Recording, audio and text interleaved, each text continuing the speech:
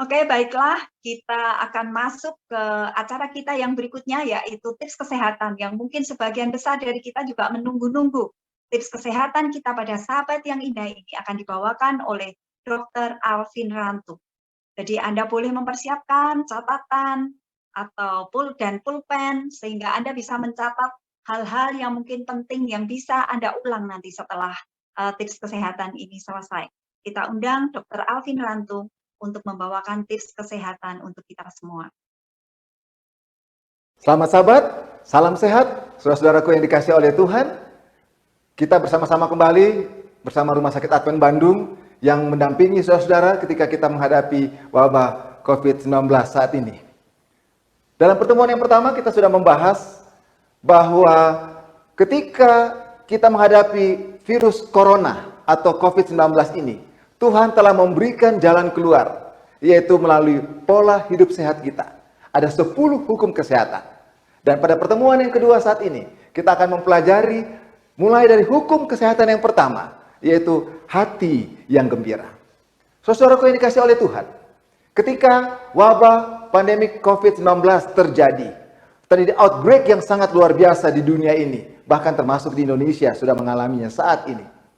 Maka ada begitu banyak teori-teori konspirasi yang menyatakan bahwa hal ini diakibatkan oleh seseorang yang mempunyai kekuasaan tertentu, yang mempunyai uang, oleh suatu negara dengan maksud-maksud dan tujuan tertentu ini dilakukan. Membuat kita yang mendengar dan membaca berita itu menjadi bingung. Kita menjadi tidak pasti apa yang menyebabkan wabah pandemi COVID-19 ini terjadi di seluruh dunia. Bahkan ada juga banyak informasi-informasi salah yang kita dapatkan. Bahwa penyakit ini adalah penyakit yang bersentuhan fisik saja. Itu sudah menularkan kepada kita. Ada banyak yang menggabungkan penyakit COVID-19 ini bersama-sama dengan penyakit virus Ebola yang juga terjadi epidemik di daerah Afrika dan sekitarnya. Bahkan juga ada banyak disinformasi, informasi-informasi yang tidak tepat yang kita dengarkan dan dapatkan dari pengalaman ini. Oleh karena itu, hal-hal inilah yang membuat kita jadi cemas. Kita takut. Seorang dokter berkata di dalam tulisannya dalam Lukas 21 ayat 26, orang akan mati ketakutan karena kecemasan berhubung dengan segala apa yang menimpa bumi ini. Dokter sudah mengatakan kita akan mati bukan karena penyakitnya, bukan karena virusnya, tapi mati karena kecemasan. Kita sudah pelajari di pertemuan yang pertama. Bagaimana sistem kekebalan tubuh kita Tuhan sudah ciptakan begitu sempurna. Tapi bila mana kita cemas, maka sistem ini menjadi tidak seimbang. Proinflamasi akan menjadi lebih berat, yang akan menyebabkan infeksi makin lebih hebat. Ketika antiinflamasi lebih hebat daripada proinflamasi, maka sistem reaksi autoimun kita menjadi sangat luar biasa. Oleh karena kecemasan ini, saudara-saudaraku, penulis yang menuliskan dalam buku atau jurnal American Institute of Stress tahun 1997 menyatakan bahwa sekitar 90% pasien yang berkunjung ke rumah sakit atau dirawat di rumah sakit, penyebab utamanya berhubungan dengan ketegangan pikiran. Seorang penulis yang lain, yang menulis buku ini lebih dari 100 tahun yang lalu, Ellen White dalam bukunya Testimonies jilid 5, halaman 444 menuliskan, 9 dari 10 penyakit berasal dari pikiran. Dan sakit pikiran berada di mana-mana. Penulis yang sama dalam bukunya Testimonies jilid 3, halaman 184, menyatakan penyakit bermula di dalam pikiran. Dan banyak penyakit yang menyiksa manusia berasal dari pikiran dan hanya dapat disembuhkan dengan memulihkan kesehatan pikiran. Saudaraku, ada banyak orang yang sedang sakit mental daripada apa yang kita bayangkan. Penulis ini mengatakan bahwa sakit hati menyebabkan gangguan pencernaan. Karena gangguan mental mempunyai pengaruh untuk melumpuhkan organ-organ pencernaan. Saudaraku, apa yang terjadi ketika pikiran kita menjadi tegang, ketika kita cemas, ketika kita takut, ketika kita khawatir. Yang terjadi adalah bagian otak tengah ada otak hipotalamus akan menghasilkan hormon yang namanya corticotrophic releasing hormone yang akan mempengaruhi otak di bagian bawahnya. Ada kelenjar namanya pituitary gland, kelenjar pituitary yang akan menghasilkan hormon ACTH, adrenocorticotropic hormone, yang akan mempengaruhi kelenjar anak ginjal kita, yang akan memproduksi hormon-hormon kortisol, hormon-hormon adrenalin. Saudaraku tahu, hormon-hormon ini adalah hormon-hormon anti-inflamasi yang akan menekan sistem kekebalan tubuh kita. Ketika ada virus atau kuman yang lain yang masuk ke dalam tubuh kita, ketika itu ditekan, maka sistem untuk menghancurkan kuman atau virus itu tidak akan berjalan dengan baik. Akibatnya apa, saudara-saudaraku? Bila mana hormon-hormon ini juga tinggi dalam darah dalam waktu yang sesaat, itu berguna untuk mempertahankan tubuh kita.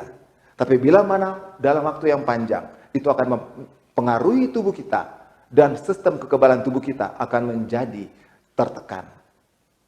Contohnya, kalau kita marah atau kita takut, tegang, maka yang terjadi dalam sistem organ-organ tubuh kita adalah jantung kita berdebar-debar, bukan? Napas kita menjadi cepat. Tekanan darah kita naik, gula darah kita jadi naik. Bahkan lemak yang harus dimetabolisme akan tersimpan dalam tubuh kita, menjadi tertimbun di dalam tubuh kita. Bukan hanya itu, saudara-saudaraku, gangguan kita akan mengalami gangguan sistem seksualitas kita. Bahkan sistem saraf-saraf kita akan mengalami gangguan yang akan mengakibatkan gangguan pada sistem pencernaan tubuh kita. Ketegangan saraf akan membuat kita menjadi tidak bisa dikontrol gerakan-gerakan tubuh kita. Bahkan, dia juga akan merepresi, menekan sistem kekebalan tubuh kita. Apa akibatnya, saudara-saudaraku? Bila mana ada virus, termasuk COVID-19, atau bakteri atau kuman yang lain, termasuk sel-sel yang terjadi mutasi, sel kanker, dia akan berkembang dan menjadi bertambah hebat di dalam tubuh kita. Ketika terjadi ketidakseimbangan di dalam sistem kekebalan tubuh kita, maka akan terjadi gangguan yang akan merusak sistem itu terhadap pertahanan, termasuk COVID-19 ini. Saudaraku yang dikasihi oleh Tuhan, oleh karena itu pada saat ini, kita akan melihat hati yang gembira itulah adalah antivirus, adalah obat yang paling manjur yang Tuhan sudah buat di dalam diri saudara dan saya untuk menghadapi wabah pandemi COVID-19 ini. Seorang negarawan, cendekiawan, budayawan menulis dalam bukunya Amsal 17 ayat yang ke-22. Hati yang gembira adalah obat yang manjur, tetapi semangat yang patah mengeringkan tulang. Saudaraku, apa yang terjadi bila mana hati kita gembira? Bila mana kita bisa tertawa, kita senang, maka otot-otot wajah kita, otot-otot dada, perut kita, otot-otot rangka kita akan berkontraksi. Itu akan mempengaruhi otot-otot yang ada di dalam tubuh kita. Dan ini akan menghasilkan, memproduksi serotonin. Dan serotonin akan berguna bagi tubuh kita. Membuat mood kita menjadi lebih baik. Dari kita tadi kadang tegang, cemas, akan menjadi lebih nyaman tubuh kita. Serotonin juga akan digunakan pada malam hari untuk merubahnya menjadi hormon melatonin yang berguna bagi perbaikan sel-sel tubuh kita. Hal yang lain yang terjadi, saudara-saudaraku, bila mana hati kita gembira dan kita menjadi senang dan bisa tertawa, maka yang terjadi adalah otot diafragma kita yang membatasi rongga dada dan rongga perut kita akan melakukan kontraksinya dengan maksimal, yang akhir menyebabkan rongga dada akan merangsang vagus kardiak kita akan menjadi bekerja dengan baik, sehingga akan menghasilkan sistem di dalam tubuh kita itu bekerja dengan lebih nyaman. Kita akan menjadi lebih bergairah. Bahkan bukan cuma itu, ketika terjadi tekanan intratorakal kita akan bekerja sebagai, dia akan mengisap cairan-cairan limf dari seluruh tubuh kita. Cairan limf ini akan membawa sistem kekebalan tubuh kita. Di sana ada limfosit B yang akan menghasilkan antibodi, ada limfosit T, ada natural killer cell yang akan dibagi ke seluruh tubuh kita. Dan bila mana ada musuh seperti virus COVID-19 masuk, langsung akan terjadi proinflamasi, sehingga virus itu tidak sempat untuk berkembang biak dalam tubuh kita. Bukan hanya itu, saudara-saudaraku, ketika organ kelenjar pituitari kita akan menghasilkan hormon yang lain yang disebut dengan opioid natural, endorfin, dan dopamin. Ini akan membuat kita merasa kualitas hidup kita menjadi lebih baik. Kita menjadi lebih tahan sakit. Dan hal ini menolong kita untuk memiliki kualitas dan daya tahan yang lebih baik. Dan yang berikutnya, itu juga akan mengalirkan aliran-aliran rangsangan listrik saraf kita, gelombang-gelombang di dalam saraf kita menjadi lebih baik. Sehingga kita akan berpikir dengan jernih, kita tidak akan cepat lupa, akan mudah mengingat segala perkara yang kita hadapi dalam hidup kita. Seorang penulis yang bernama Norman Cousins menuliskan dalam bukunya Anatomy of an Illness dan Healing Power of Humor. Dia mengatakan bahwa bila mana kita bisa tertawa 10 menit secara lepas, maka nyeri itu akan berkurang. Dan kita boleh memiliki tidur yang sangat nyenyak dalam waktu 2 jam. Kalau kita bisa tertawa 10 menit. Kalau lebih banyak lagi, akan bisa tidur lebih lama lagi. Akan merasa lebih nyaman lagi. Sehingga kualitas hidup kita akan menjadi baik. Salomo bin Daud, yang tadi sudah mengatakan dalam bukunya Amsal, pasal yang ke-22 ayat 17 ayat 22. Mengatakan, menuliskan juga dalam Amsal 15 ayat 13, bahwa hati yang gembira membuat muka berseri-seri. Tetapi kepedihan hati mematahkan semangat. Kondisi-kondisi apa saja, saudara-saudaraku, yang menyebabkan ketegangan pikiran, yang menyebabkan hati yang pedih itu? Ada beberapa faktor yang saya boleh sampaikan kepada saudara-saudara. Kemarahan, kebencian, dendam, sombong, iri hati, cemburu, mementingkan diri, rasa takut, khawatir, cemas, tidak mau mengampuni, rasa rendah diri atau rasa malu yang berlebihan, rasa kesepian dan rasa ditinggalkan, rasa pahit dan mendapat tekanan batin, rasa bersalah, rasa tidak puas dan kecewa, serta sering mengeluh dan bersungut-sungut. Hal inilah kepedihan hati yang bisa merusak tulang kita. Oleh karena itu, Salomo bin Daud mengatakan dalam Amsal 14 ayat 30, hati yang tenang menyegarkan tubuh, tetapi iri hati membusukkan tulang. Saat ini, saudara-saudaraku, saya akan membagikan 3 tips bagaimana solusi memiliki hati yang gembira. Seorang penulis terkenal, Paulus, dalam Filipi 4 ayat 8 mengatakan, jadi akhirnya, saudara-saudaraku, semua yang benar, semua yang mulia, semua yang adil, semua yang suci, semua yang manis, semua yang sedap didengar, dan semua yang disebut kebajikan dan patut dipuji, pikirkanlah semuanya itu. Inilah tips yang pertama, yaitu berpikir positif.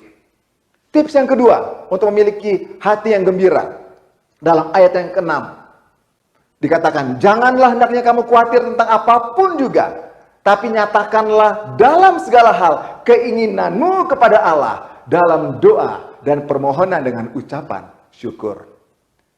Solusi yang kedua, tips yang kedua adalah berkata positif. Dan solusi yang ketiga untuk memiliki hati yang gembira adalah dalam ayat yang ke-9.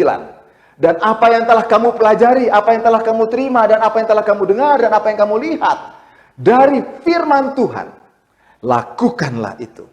Maka Allah sumber damai sejahtera menyertai kamu. Tips yang ketiga adalah bertindak positif. Saudaraku, obat yang manjur untuk dapat mengalahkan virus corona. Obat ini akan meningkatkan sistem kekebalan tubuh kita. Yaitu, bagaimana kita bisa berpikir positif, berkata positif, dan bertindak positif. Dengan berbuat baik kepada orang lain, mengampuni orang lain, bahkan tetap mengasihi, melayani orang lain, walaupun dalam situasi COVID-19 sekalipun. Karena ini adalah obat yang akan menolong saudara dan saya menjadi orang-orang yang bisa menjadi pemenang, mengalahkan virus yang tidak kelihatan itu.